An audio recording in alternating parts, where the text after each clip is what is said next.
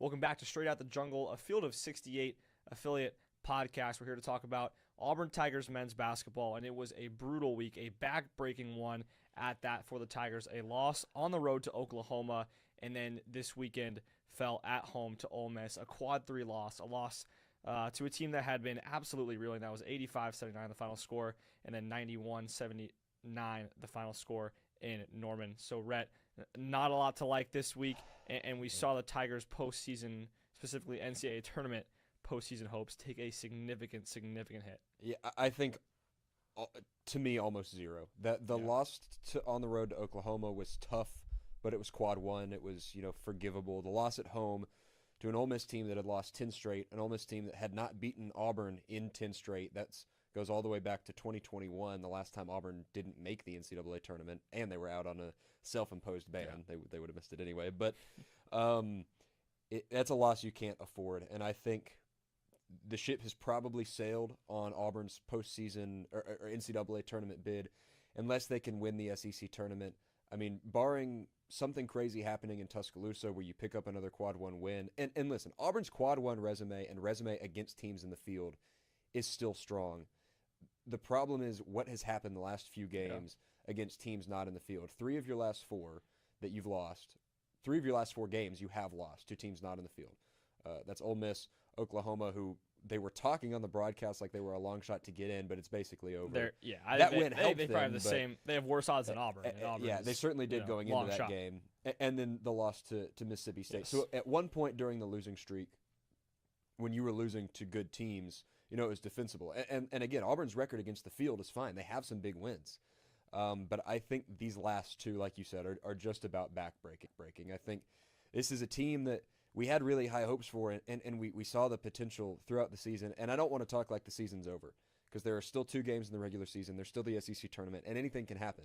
And you even have that Joe Lunardi still has Auburn in the field, which is kind of amazing to me. But but it's understandable, and it's because of those metrics. It's because when you play 17 tournament teams or whatever it is in a season, when you play, I think, 17 quad 1 matchups, even when those quad 1 matchups are Oklahoma on the road, which, makes you wonder a little bit about the metric, you give yourself a chance. The problem is that Auburn has not taken advantage of the chances where they've needed to, and it goes all the way back to the first game in SEC play. That loss to Georgia is a tough loss, but it's one that, to me, ultimately showed what Auburn was going to be in conference play. And where Auburn sits right now, I think they're out of the tournament. Yeah, I think I have to agree with you. The way that they finished the season, I think, has been inexcusable. There's nothing really good to take from it. And looking at the bracketology, the ESPN bracketology with Joe Lunardi has Auburn as the 11 seed playing in the first 4 against TCU, would be matched up against North Carolina if they were to get past that sort of play in the first 4. And then the CBS bracketology has the Tigers as one of the first 4 out. And you talk about some of the metrics, how they continue to like Auburn. Auburn's net is a 38. That is by far the highest out of the first 4 out, and it is also higher than all of the last 4 teams in. So the metrics like Auburn, however, I don't think they've built the resume. No. They have some quad 1 wins from earlier in the season, but when it has come time to win games that you need to win, other than the Kentucky game, they haven't done it. Like Oklahoma, we talked about it on this last episode. That was the biggest game of the season just because of the opportunity for a quad 1 win. We didn't know if the Tigers would have won, if Oklahoma would have stayed quad 1, if they would have dropped. Right. But it doesn't matter now. It doesn't matter. We win exactly. the game. And now, instead of a possible quad 1 win, you lose to a quad 1 team. So, okay, it's a quad 1 loss. You need to win the next 2, definitely. And then you lose to a team that you were favored to beat by double digits at home who hadn't won a game in 10 tries. And that's just, to me, is backbreaking. And I think because the Tigers, they played very poorly. It wasn't like Ole Miss came out and, yes, they had some guys who shot the lights out and were just scoring at a clip that they hadn't seen all season. But to me, I just don't think the Tigers played well. Defensively, they weren't great. Offensively, there was a lot of stagnant possessions, a lot of me ball, a lot of guys going to get their own. And I think right now, obviously, I'm not one of the players on the team. I'm not on the coaching staff. But it feels to me that the team is also sort of aware that it is slipping through their fingers, and they just look a little slower. Yeah, this team, we saw them play desperate at times against Kentucky, and I'd say in that first matchup against Arkansas, I think they did it against Florida. And that was like a good desperate, and then it feels like some of these games that have gotten away from them, it's been desperate, but this team has never gelled. And when you play desperate and you're not gelling, it often turns into me ball. I mean, you think just you and I going to the gym playing basketball, you can't get your shot, you're going to start working for your shot. That's playing desperate, but that's not useful desperate. And I think that you've maybe seen a little bit of that with this team. And like we said, it's frustrating because 2 weeks ago we could sit here after losing 4 straight, Tennessee, Alabama, Vanderbilt, Arkansas, and say, these are games that Auburn can afford to lose. Exactly. And that Auburn this season, if they're going to be a 7 to a 10 seed, is just going to lose. They're not favored in. I mean, Neville has not been the same, whether that's the team or the arena. They haven't won at home to the same rate as you would like them to. So you're okay dropping Alabama and Vandy. You're going to say, okay, that's just the year we're having. And I think we sat and talked about that and said, look, this isn't the team of years before. Yeah. And I think now the Mississippi State game, man, you got burned in the first half by a dude that was just on a heater, but then you threw it away. Oklahoma looked kind of like the Missouri game from very early in the SEC play where it just never felt like the team was awake. And Ole Miss, you went on ups and downs. It was similar to Texas A&M or the Texas game, although the Texas game you end up winning. You know, you have a great second half. Ole Miss, I mean, the team came out of halftime and played a great first 5 minutes and had a lead of 8 or 10. And at that point, you're kind of expecting like, okay, now Auburn is showing that, you know, Ole Miss coming into this one was the inferior team, and now they're proving that. And instead of kind of like I think Steven said, instead of stomping on their throats and finishing the job, they crumbled, absolutely crumbled and dissipated, which is going back to your point you said a little bit ago. We don't know if it's the arena or if it's the team. I don't think Neville has seen a loss like this since it was renamed to Neville Arena. Yeah, I would agree. I think this is one where like 4-year or 5-year Auburn fans have no idea what this is like. They've seen some tough home disappointment. I think Texas A&M 4 years ago or three seasons ago. Yeah, but this is just one where it's like no one could have expected it or really predicted it, and I think that's just the way that the trajectory of the season's been going. It's just it's a common theme, I think, of just disappointment.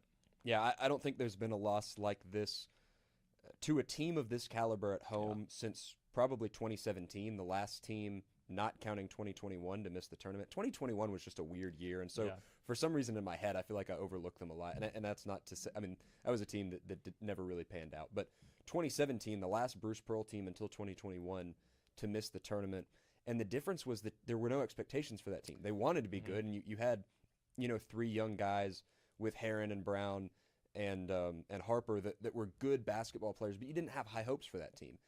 And then this year, you're in a very different spot. To me, I've been an Auburn basketball fan since I've been watching sports, and this was, I think you're right. I mean, the worst loss, a make or break game against a team that hasn't shown anything in a month, and that you really stuck it to on the road. You know, about a month and a half ago.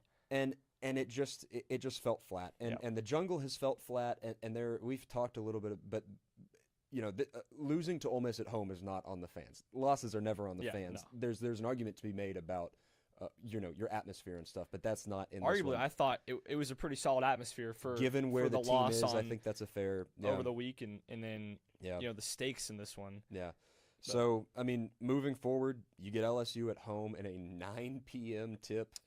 On a Tuesday night, the last game in Neville this year, and to be honest, I don't expect a great crowd for 9 p.m. on a Tuesday night when the team hasn't played well. And then you go on the road, and we talk about the SEC and opportunities, and you go to Coleman Coliseum, and you have the last big opportunity of the year, really, because if we're being honest, this team, nobody is expecting them to make a run in the SEC tournament. I don't think it's impossible. We've seen the ceiling, and the ceiling is good.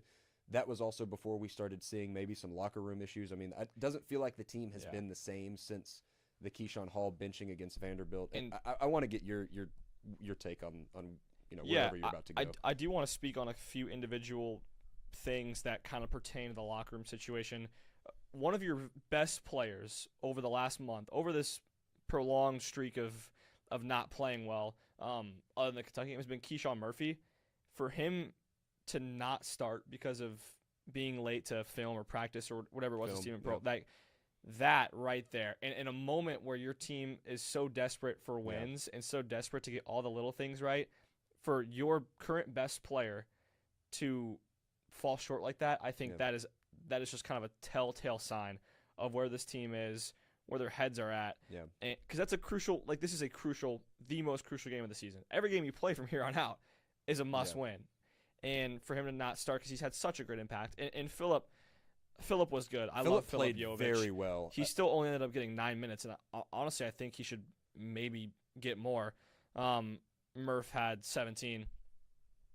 Or sorry, Philip had 23 minutes. I was going to say he played. Murph had 17. Yep. But that's a dagger, I think, to the team, to the team as a whole, and to yourself. And then another kind of factor I want to hit at, Todd Pettiford, terrific game, and it's going to go unnoticed, completely unnoticed. And he's had a lot in the second half of SEC. 10 of 16 from the field, extremely efficient. We haven't seen him get inside and score the ball inside this much at all this season. I think this was the game where he had the highest efficiency scoring inside of the arc. But I mean, I really feel bad because it's going to go completely unnoticed just because of the caliber of loss this is. And so it is nice to have a Todd Pettiford that's scoring the ball again, but man, it feels just too little too late at this point, which is such a disappointing thing to say. Yeah, and what's frustrating with Tahad, and I'm sure frustrating for Tahad, obviously we don't get to talk to him all the time, only when he's in press, which hasn't been often this season, but man, it feels like in late game scenarios, the last few that have been close, Tahad has been one of your only guys that has been going after it. He's scored a lot of late game baskets, and sometimes they're garbage time buckets where he's just getting to the rim, but it goes back again, I think, to some locker room questions and questions about player personalities and why this team hasn't gelled. And I will say, I still have very few doubts about Stephen Pearl. I think the way that he has managed discipline on this team, the fact that you talk about it, one of your best players, the guy that was huge for you in the Kentucky game, played really well against Mississippi State despite the loss, shows up late and Coach Pearl puts his foot down and says, this is the standard. And I think that's something you have to do in a first year. I think it's hard to do. I appreciate that. I know plenty of people don't. I still think the future is very bright for Stephen Pearl at Auburn. And I think you get a crazy roster handed to you. You have some injuries that don't work out. And I don't know how you make a team defend better. I mean, you have a game plan. And your game plan is not, and I don't know how much we talked about this after the Ole Miss game. I watched a handful of players, but oftentimes Keyshawn Hall leave the corner to help, the strong side corner to help, which going all the way back to Alabama, Stephen Pearl told us in postgame, this is the thing that we cannot do, and it's one of the reasons that we keep getting beat from the perimeter. And you said what? Patton Pinkins was 4 for 5 from deep. Yep. And 8 from the field. Those are not all Patton Pinkins shots, but that's the kind of thing, like, you can be a great coach and you can be a great player. And if you have a great offensive player, and Keyshawn Hall is a great offensive player. He scores the ball better than anybody on this team. But if there's a disconnect there, I don't know what you do as a coach. I don't know how you ask a guy to sit down and defend when you've got some depth issues and you're trying to build a culture that is, that is disciplined. So really long-winded, and we will break a whole bunch more down after the season, I'm sure, when we start to see where players go and who's going to come in. But I think Stephen Pearl, I mean, I don't know what I would do if I was him. I think he has done a fine job at times. I think late game execution, there's an argument to be made there. There are plenty of points about what he has done and what he hasn't, but I still really believe in him and what he's going to do at Auburn, and I think the future of the program is bright. I just think it's been a really tough year, and hopefully they can turn it around at the end and get a little bit of light and make an NC State type run. It doesn't feel like we're going to see that. Yeah, and it, like in years past, there have been flashes, specifically that Auburn Final Four run. There were times during the regular season where if you would have told someone watching that team that they were going to be a Final Four team that was going to the 2019, the first one. Yes, that was going to look unbeatable, in the tournament, they'd tell you're crazy. Yeah. And in this team, like, I just can't say that they even have that. And anything can happen. Like, you can get hot, you can go on a run. The Tigers are the players to do it. Like, Todd Pettiford, if he continues to shoot 10 of 16 from the field every game, he's a generational player, and he's going to help play make for his teammates as well.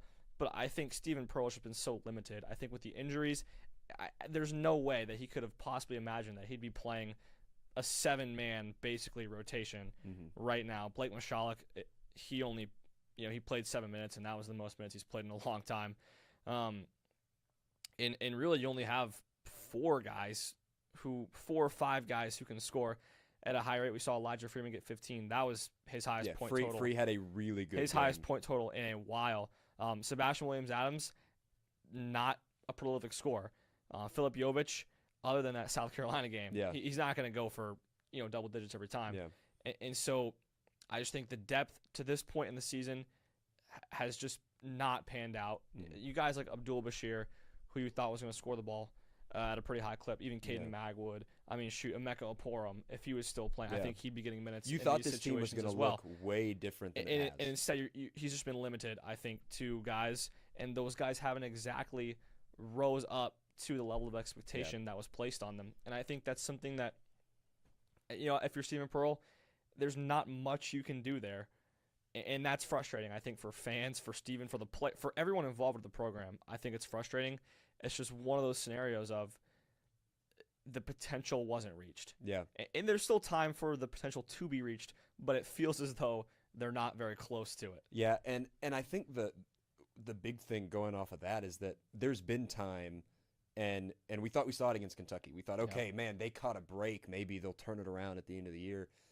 And the Ole Miss game and the Oklahoma game, there was just a flatness. It felt like it didn't feel like a team that just couldn't hit shots and just was off. It feels like a team that knows the season is over. Yeah. And I agree. And I think that's tough, and that's hard to say. I mean, we love this team, we love these players, we love this coaching staff. Like we try to be unbiased media, but we're not. We're Auburn students. Like we want this team to be good. We want to love these players and be fans. And it's hard, and it is probably just as, if not much more hard for the players and the coaches that are going through it. But you got 2 more chances. You've got one last one at home, barring an NIT situation where maybe Auburn is hosting NIT, which is becoming more realistic and at this rate. And I wonder if they get invited, if this team would even play. What would we see? So with that, do you have anything else to say before we move on to the LSU game? Yeah, not too much.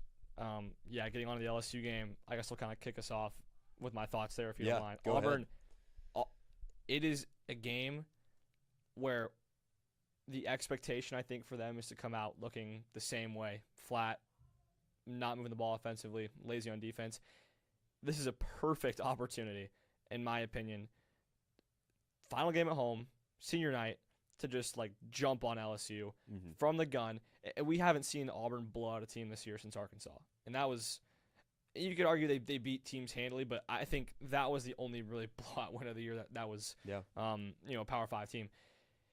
I think Auburn they could benefit so much from just really beating LSU, and they definitely can, because LSU, similar to Ole Miss, is a bottom feeder in the league. Yeah. And so I think they can get right against LSU, maybe bring in some momentum to Bama, which at this point seems like such a tall task. But you never know with these rivalries. Yeah, so. You're absolutely right. It has to be a momentum builder game for Alabama and then for the SEC tournament if this team wants to play in the NCAA tournament. That LSU game is tomorrow, Tuesday night at 9 p.m. Very, very late, it's a late one. Tip in Neville Arena. We will be there for the last time from Neville Arena, barring an NIT situation. We'll have live coverage of the game on our socials, and then we'll be back afterwards to talk about it, talk about Alabama, project the SEC tournament, and then we'll be on spring break. So we will be back after the SEC tournament, hopefully after Selection Sunday, and this team is